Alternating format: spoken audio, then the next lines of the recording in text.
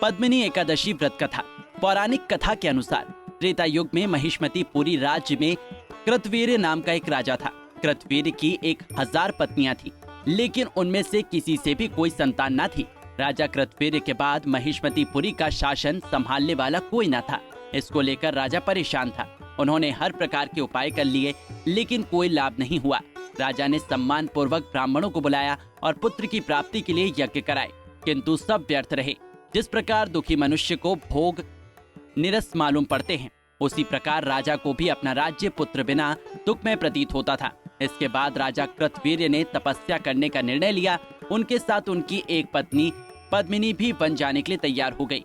राजा ने अपना पदभार मंत्री को सौंप दिया और योगी का वेश धारण कर पत्नी पद्मिनी के साथ गंधमान पर्वत पर तप करने निकल पड़े।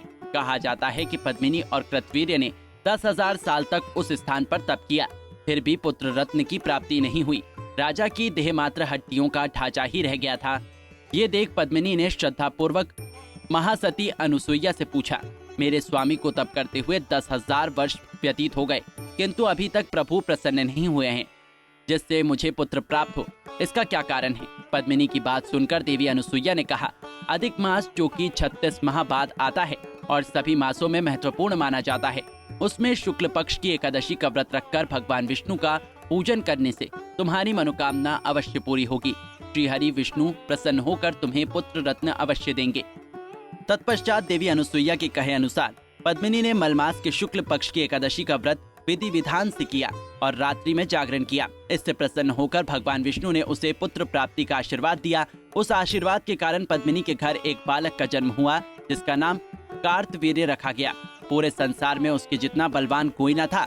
भगवान श्री कृष्ण ने बताया कि अधिक मास की पद्मिनी एकादशी की व्रत कथा का जो श्रवण कर लेता है, उसको संतान सुख के साथ विष्णु लोक की प्राप्ति होती है। कुंडली टीवी डेस्क से तानिया की रिपोर्ट। इसी तरह की और भी जानकारी लेने के लिए हमारे चैनल को सब्सक्राइब करें और नई वीडियो की नोटिफिकेशन के लिए बेल आइकॉन दबाएं। अगर आप ये वीडियो फेसबुक पर देख रहे हैं तो वीडियो को लाइक और शेयर करें।